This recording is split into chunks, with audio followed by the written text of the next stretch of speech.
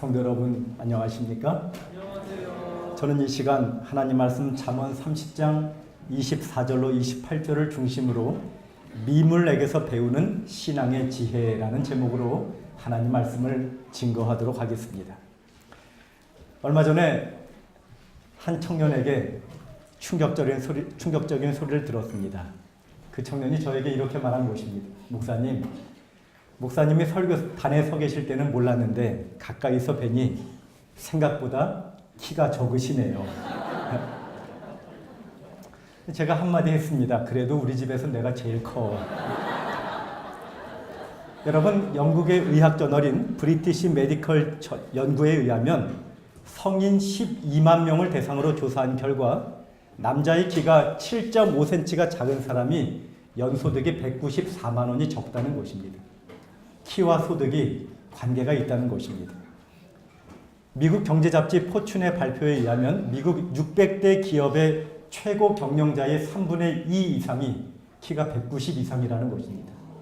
키 큰 사람이 성공할 확률이 높다는 것이지요. 더 마음 아픈 사실은요. 결혼정보회사 듀오가 미혼 여성 344명을 대상으로 함께 걷고 싶은 남자의 키를 조사했더니 1위 64.2%가 175에서 180, 19.8%가 180 이상, 14.2%가 170에서 175. 그런데 170 이하는 한 명도 나오지 않았습니다. 요즘 여자들이 참 이상한 것 같습니다.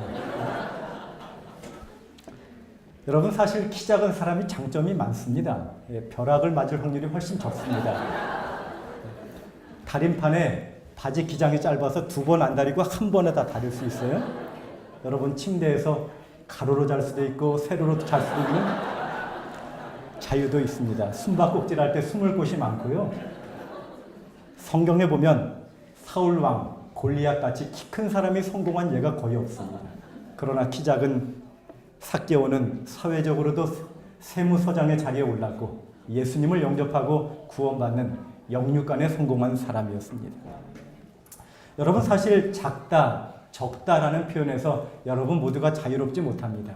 우리가 다니는 재림교회는 전 세계에 복음을 전하는 교회지만 여러분, 지난 9월 통계에 보니 우리 한국의 재림 성도가 23만 4,228명, 인구의 220명당 1명입니다. 여전히 왜소해 보이는 것입니다. 지난 9월 말 통계로 세계 재림교인이 2천만 명을 처음 넘어섰습니다. 그러나 73억의 인구에 비해 보면 365명당 1명. 정말 우리 교회가 작은 교회라고 인정하지 않을 수 없는 것입니다. 오늘 본문 잠언 30장 24절에는 땅에 작고도 지혜로운 것이 있나니 하면서 우리에게 네 생물을 소개하고 있습니다. 키가 작은 사람이 키 큰 사람을 이기기 위해서는 꾀가 필요합니다. 키 작은 생물이 자기를 보호하기 위해서는 하늘이 주시는 보호의 지혜가 필요한 것입니다. 재림교회는 숫자적으로 적지만 하나님의 기별을 땅끝까지 전해야 하는 위대한 사명을 받은 교회입니다. 이 사명을 감당하기 위해서는 하늘로부터 주시는 지혜가 필요할 줄로 믿습니다. 오늘 저는 잠언 30장에 소개된 성경이 소개하는 작은 생물들의 비유를 통하여 미물에게서 배우는 신앙의 지혜라는 제목으로 하늘이 주시는 지혜를 생각해 보기를 원하는 것입니다. 여러분, 첫 번째로 하나님이 우리에게 주시는 지혜는 개미의 지혜입니다. 잠언 30장 25절 곧 힘이 없는 종류로되 먹을 것을 여름에 준비하는 개미와, 하나님이 작은 생물인 개미를 통해서 우리에게 배우기를 원하시는 신앙의 지혜는 준비하는 신앙을 배우기를 원하시는 것입니다. 아멘. 여러분, 개미는 아주 작은 곤충이죠. 그런데 개미와 배짱이의 이야기에서 우리가 잘 알고 있는 것처럼 개미의 특성은 부지런함이 있습니다. 여러분, 개미를 보면 가만히 있는 개미를 찾아보기 힘들어요. 부지런히 무엇인가 찾고 있고 무엇인가 나르고 있는 것입니다. 잠언 6장 6절에 게으른 자여 개미에게로 가서 그 하는 것을 보고 지혜를 얻으라고 말씀하십니다. 여러분, 특별히 개미는 더운 여름에 부지런히 양식을 준비하여서 겨울을 준비하는 것입니다. 우리도 개미처럼 준비하는 신앙을 배우기를 원하시는데 여러분, 우리가 무엇을 위하여 준비해야 할까요? 무엇을 위해서요? 우리는 주님의 재림을 위해서 준비해야 하는 것입니다. 여러분, 사실 우리 인생은 준비하는 인생입니다. 시험을 앞둔 학생들은 좋은 성적을 얻기 위하여 계획을 세우고 공부하며 시험을 준비합니다. 취업을 앞둔 청년들은 스펙을 쌓고 인터뷰를 준비하면서 좋은 직장에 가기 위하여 준비합니다. 우리 춘천 마라톤 준비하는 성도들 열심히 준비하고 계시죠? 여러분, 100세 시대를 맞아서요, 지금은 노후 준비를 안 하면 너무 어려운 시대가 되었습니다. 그런데 우리가 혹 다른 준비는 조금 소홀히 한다 할지라도, 다른 준비에는 조금 실패한다 할지라도, 여러분, 예수님의 재림을 준비하는 일에만큼은 소홀히 하지 않게 되시기를 간절히 바라는 것입니다. 우리가 노후 준비가 중요하다고 하면서 사실 노후에 죽은 다음에 우리가 영원히 살 수 있는 길이 있다면 사후 준비는 반드시 해야 하는 것입니다. 우리가 죽은 바로 그 다음날 아침 예수님의 재림의 날이 아니겠습니까? 주님 오시는데 잘하였도다 착하고 충성된 종아, 너가 작은 일에 충성하였으니 와서 주인의 즐거움에 참여할지어다. 여러분, 이런 소리 들어야 하지 않겠습니까? 그런데 이 무익한 종을 바깥 어두운 데 내어 쫓으라, 거기서 슬피 울며 이를 갈미 있으리라 하는 이 가는 무리에 우리가 속해서 되겠습니까? 여러분, 절대로 안 되는 것입니다. 마태복음 24장 44절, 이러므로 너희도 예비하고 있으라, 생각지 않은 때에 인자가 오리라 말씀하셨습니다. 여러분, 어떻게 재림 준비를 합니까? 여러분, 재림 준비 첫 번째는 말씀과 순종의 삶입니다. 그리스도인들은 세상에 곧 일어날 놀라운 일을 위하여 준비하여야 하며, 이 준비는 하나님의 말씀을 부지런히 연구하고 그 계명에 저희 생애를 일치시키려고 노력함으로써 해야 한다. 여러분, 재림 준비 두 번째는 간절한 기도의 삶입니다. 그대의 준비는 매일매일 하나님의 말씀에 고귀한 진리를 마음에 간직하고 그리스도의 가르침을 받아 먹고 살며 신앙을 증진시키는 기도를 통하여 이루어져야 한다. 세 번째는 회개와 굴복의 삶입니다. 죄를 변명하거나 숨겨두고 그것을 회개하지 않고 용서받지 못한 채 하늘책에 그대로 남겨두는 자들은 모두 사단에게 정복당할 것이다. 네 번째, 우리가 재림 준비하는 것은 집 팔고 눈 팔고 산으로 들어가는 것이 아니라 매일의 삶 가운데 충실한 것이 재림의 준비라는 것입니다. 그리스도께서는 각 사람이 그분의 재림을 조용히 묵상하도록 자신을 훈련시키기를 원하신다.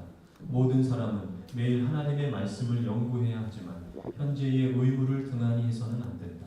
여러분, 재림의 준비는 여러 가지가 있지만 우리가 한마디로 요약해서 말하면 늘 예수님을 마음에 모시고 살라는 것입니다. 예수님이 내 안에 계시다면 나는 준비가 되어 있는 것입니다. 여러분, 우리가 언제 죽을지 모르는데 요한일서 5장 12절에 아들이 있는 자에게는 생명이 있고 하나님의 아들이 없는 자에게는 생명이 없느니라 말씀하셨습니다. 여기 증언의 말씀은 우리에게 이렇게 말하고 있습니다. 목사님, 만약 그대가 오늘 하나님과 바른 관계에 놓여 있다면 그리스도께서 오늘 오신다 할지라도 그대는 준비되어 있는 것이다. 만약 여러분이 오늘 예수님과 바른 관계에 놓여 있다면 예수님이 오늘 오신다 할지라도 여러분은 준비된 것임을 확신하게 되시기를 바랍니다. 한 번은 어느 집사님이 일본 여행을 계획하게 되었습니다. 표를 끊어놓고 이제 일본에 가서 말 한마디 못하는 사람이 되어서는 안 되겠다 싶어서 일본어 학원을 다니게 되었습니다. 일본 지도책을 사서 여행 일정을 짜고요. 은행에 가서 환전을 하고 또 여러 가지 교통편을 알아보고 있었습니다. 초등학교 다니는 딸이 와서 엄마, 일본 갈 준비 다 됐어요? 지금 하고 있단다. 이 딸이 심각하게 엄마, 일본 갈 준비는 그렇게 열심히 하면서 왜 하늘나라 갈 준비는 안 해요? 사랑하는 여러분, 오늘 작은 생물인 개미를 통하여 하나님은 우리가 주의 재림을 위하여 준비하는 신앙의 지혜를 배우기를 원하십니다. 날마다 들려오는 소식들은 정말 예수님 오실 때가 다 되었음을 말하고 있지 않습니까? 그런데 아직도 우리는 이 땅에서 영원히 살 것이냐, 이 땅에서 재미도 누리는데 혈안이 되어서 살고 있지는 않으십니까? 여러분, 여름에 미리 준비하는 개미처럼 아직 은혜의 시기가 남아있는 기간 동안에 그저 오늘이라고 일컫는 동안에 예수님을 마음에 모시고 주님과 친밀히 교제하며 주님 붙들고 살게 되시기를 바랍니다. 마침내 주님 오시는 그날에 모두 들림받는 준비하는 성도로 살게 되시기를 주님의 이름으로 축원합니다. 여러분, 두 번째로 주님께서 우리에게 미물을 통해서 주시는 지혜는 사반의 지혜입니다. 잠언 30장 26절 약한 종류로 돼 집을 바위 사이에 짓는 사반과 이렇게 말을 했어요. 여러분, 사반이라는 말은 히브리어로 샤판이라는 말을 그대로 옮겨온 것인데 오늘날에 바위 너구리라고 불리는 동물입니다. 그저 쥐보다 조금 큰 아주 작은 동물입니다. 여러분, 이 바위 너구리는요, 걸음도 느리고 또 날카로운 이빨이나 발톱도 없어서 자기 보호할 수 있는 어떤 방비책이 없습니다. 그에게 유일한 보호책은 바위 틈에 집을 짓고 위험이 생기면 얼른 바위로 숨는 것밖에 없는 것입니다. 우리가 사반에게서 배울 수 있는 신앙의 지혜는 반석 대신 하나님을 의지하는 것입니다. 여러분, 사단은 우는 사자처럼 하나님의 백성을 삼키려 한다고 했지요. 사단은 욥의 신앙을 빼앗기 위하여 그의 건강을 공격하고 그의 자녀를 공격하고 그의 재산을 빼앗고 심지어 가까운 그의 아내와 친구들을 통하여 그의 신앙을 흔드는 일을 하였습니다. 여러분, 그럴 때 우리가 사단을 대적하여 이길 수가 없는 것입니다. 우리는 우리의 힘으로 사단을 대적할 수 없지만 사단을 넉넉히 제어하시는 하나님께 피하는 것이 진정한 믿음일 줄로 믿습니다. 복음전도 259페이지 참된 믿음은 하나님께 모든 것을 맡기고 의지하는 것이다. 여러분, 우리가 하나님께 피해야 하는데 하나님께 피하는 가장 구체적인 행위는 기도입니다. 삶 가운데 고난과 근심, 걱정거리 얼마나 많으십니까? 많은 성경은 우리로 하여금 그것은 근심하라고 주신 것이 아니라 기도하라고 주신 하나님의 기회라고 말씀하십니다. 우리가 해결할 일이 아니라 믿음으로 맡겨야 하는 일인 것입니다. 기도의 밀실로 내려가서 하나님을 대면하여 해결해 놓고 살아야 하는 것입니다. 여기 부조와 선지자에는 이렇게 말하고 있습니다. 그리스도인 개개인들에게 이르러 오는 가장 위대한 승리들은 그들의 재능이나 교육이나 재물이 인간의 어떤 호의로 얻어지는 것이 아니다. 그것들은 열렬하고 필사적인 믿음으로 전능하신 능력의 팔에 매달릴 때에 하나님의 함께 하시는 기도의 밀실에서 얻어지는 승리들이다. 아멘. 인생의 어려움을 만날 때 도움을 구하는 방법에는 두 가지가 있습니다. 하나는 가능한 모든 친구들과 사람들을 찾아가 실망하고 된 다음에 마지막으로 하나님을 찾는 방법이 있고, 두 번째는 처음부터 하나님을 찾는 것입니다. 여러분, 어느 것을 택하시겠습니까? 불행히도 많은 사람들은 첫 번째를 택하여 심한 실망과 상처를 받은 다음에 비로소 의지할 분은 하나님밖에 없음을 깨닫고 하나님 도와주세요, 그렇게 찾습니다. 여러분, 이 시간에 함께 결심하십시다. 나는 가장 먼저 하나님을 대면하여 문제를 해결해 놓고 살겠다고 결심하시기 바랍니다. 하나님께 아랜수가 아니면 절대로 사람을 찾아가지 않겠다고 결심하시기 바랍니다. 그것이 진정한 믿음이요, 그것이 반석 대신 하나님께 피하는 것입니다. 그것이 연약한 사반에게서 우리가 배우기를 원하는 하나님이 주시는 지혜인 것입니다. 윌리엄 커싱 목사님이 있었습니다. 그분은 20여 년 동안 신실하게 하나님의 종으로 봉사하였습니다. 그런데 그에게 큰 시련이 찾아왔습니다. 어느 날 그의 사랑하는 아내가 죽은 것입니다. 여러분, 그때부터 목사님도 몸이 쇠약해지기 시작하더니 어느 날부터 성대 이상이 생겨서 말 한마디 못하게 되었습니다. 목회자가 설교를 할 수가 없는 것입니다. 그러나 그는 그러한 순간에 그의 모든 삶을 하나님께 맡기고 주님께 피하기로 결심을 합니다. 그는 말로 할 수 없는 그의 신앙의 고백을 찬송시를 지어서 고백하게 되었는데, 우리가 잘 아는 예수께서 오실 때에 기쁜 일이 있어 하늘 종치네, 이 눈에 아무 증거 아니 보여도 주 날개미 내가 편하게 있네, 이런 주옥 같은 찬송시를 이 윌리엄 커싱 목사님이 지은 것입니다. 그 중에 제가 참 좋아하는 찬미가 374장 마귀와 싸워서 피곤한 이 몸, 반석에 피하여 편히 쉬겠네 하는 찬미입니다. 저는 이 찬미를 부를 때마다 우리 하나님이 우리의 반석 되심을 인하여 마음에 큰 용기를 얻습니다. 우리 갑자기긴 하지만 박정호 목사님 1절 좀 불러주시겠습니까?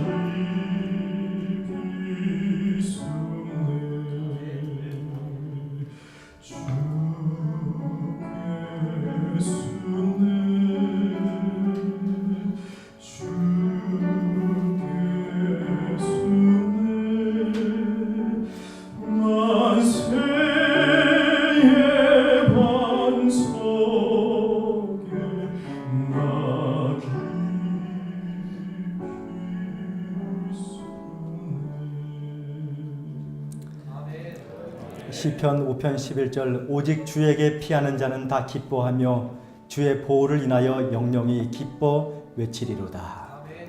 사랑하는 성도 여러분, 인생의 고난이 찾아올 때 고민하지 마시고 사반처럼 즉시 주님께 피하시기 바랍니다. 이 사람 저 사람 찾지 마시고 오직 바위 틈 기도의 밀실에 내려가서 하나님께 맡기게 되시기를 바랍니다. 그것이 하나님께서 오늘 재림 성도가 갖기를 기대하는 진정한 믿음인 것입니다. 나는 약하지만 주님은 강하십니다. 여러분, 주님께 피하여 안전한 방비와 평안과 능력 있는 신앙을 살게 되시기를 주님의 이름으로 축원합니다. 여러분, 세 번째로 하나님이 우리에게 교훈을 주시는 미물은 메뚜기입니다. 잠언 30장 27절 임금이 없으되 다 때를 지어 나아가는 메뚜기와. 여러분, 메뚜기는 정말 작고 연약한 곤충이지요. 민수기 13장에 보면 믿음 없는 10명의 정탐꾼이 그 장대한 안악 자손을 보고 말하기를 우리는 스스로 보기에도 메뚜기 같다고 표현할 정도로 메뚜기는 연약함의 상징이었습니다. 그런데 이 메뚜기가 때로 날아가면 얼마나 무서운 존재가 되는지 농작물을 초토화시킵니다. 여러분, 컬벅이 쓴 대지라는 소설에 보면 이 메뚜기 떼가 하늘 검은 구름처럼 덮였을 때에 사람들은 울면서 기도했고 남자들은 메뚜기 떼와 싸우면서 그렇게 처절한 싸움을 싸웠던 장면을 감명 깊게 읽은 적이 있습니다. 하나님은 연약한 메뚜기가 때를 지어 나아갈 때에 그렇게 온 사람이 두려워하는 힘 있는 존재가 되는 것처럼 메뚜기를 통하여 배우기를 원하시는 신앙의 지혜는 연합하라는 것입니다. 선지자는 간절히 우리에게 이렇게 외치고 있습니다. 신자들 중에 만연된 개인주의가 너무 많이 있다. 이것은 제거되어야 하고 하나님의 종들은 함께 뭉쳐야 한다. 연합하라, 연합하라. 연합하고 연합하라. 연합에는 능력과 승리가 있고 불화와 분열에는 연약함과 패배가 있다. 이 말은 하늘에서 나에게 전달된 말이다. 한 사람이 철사를 가지고 낚싯바늘을 만드는데 하루 종일 25개를 만들 수 있다고 합니다. 그런데 둘이서 분업해서 일을 하면 시너지 효과가 나서 625개를 만들 수 있다고 합니다.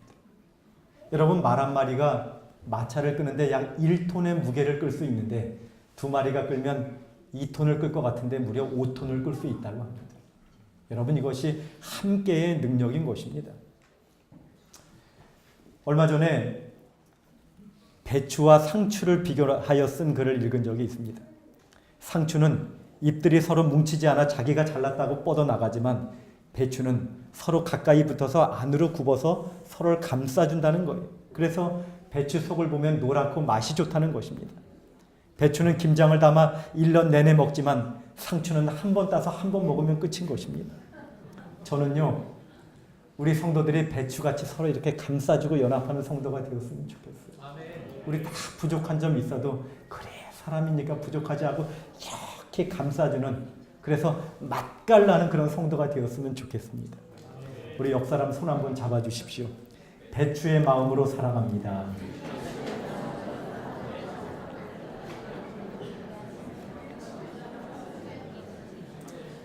작년 7월 달에요, 마산에서요, 과속으로 달리던 자동차가 트럭과 부딪힌 다음에 중심을 잃고 길가에 있는 여고생을 덮쳤습니다. 그때 한 사람이 저 차 들어야 돼! 하고 외치니까 갑자기 사람들이 달려들어서 차를 번쩍 들고 그 아래서 여고생을 무사하게 꺼내낸 사건이 있었습니다.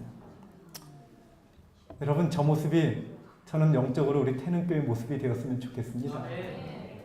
정말 한 성도가 어려움을 당할 때 메뚜기 떼처럼 달려가서 도와주고 일으켜주고 세워주는 그런 성도가 되어야 하지 않겠습니까, 여러분? 선지자는 우리가 연합할 수 있는 길을 이렇게 설명합니다.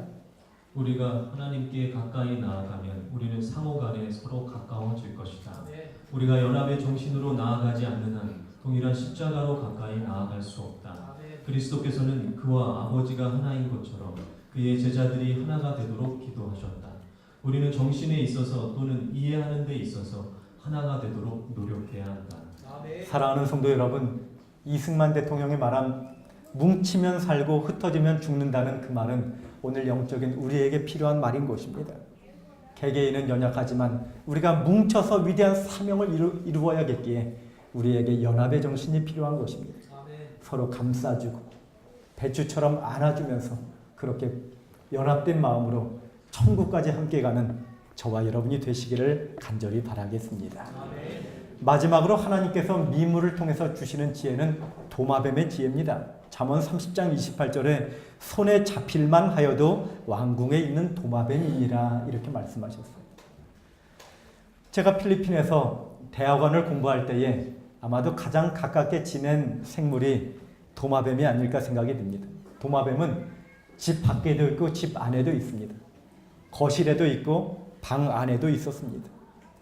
그런데 도마뱀이 저희 집을 제 집 드나들듯이 드나들면서도 방세를 내는 법이 없어요. 여러분, 오늘 도마뱀에게서 배울 수 있는 영적인 교훈은 도마뱀이 왕궁에 거한다는 것입니다. 저는 이 말씀을 묵상하면서 한 성경절이 떠올랐습니다. 시편 84편 10절에 주의 궁정에서의 한 날이 다른 곳에서의 첫날보다 나은즉 악인의 장막에 사는 것보다 내 하나님 성전에 문지기로 있는 것이 좋사오니. 여러분, 이 고백이 저와 여러분의 고백이 되시기를 바랍니다. 하나님의 성전을 사랑하십시오. 하나님의 성전을 사모하시고 자주 찾으시는 신앙이 진정으로 살아있는 신앙의 비결이 될 줄로 믿습니다.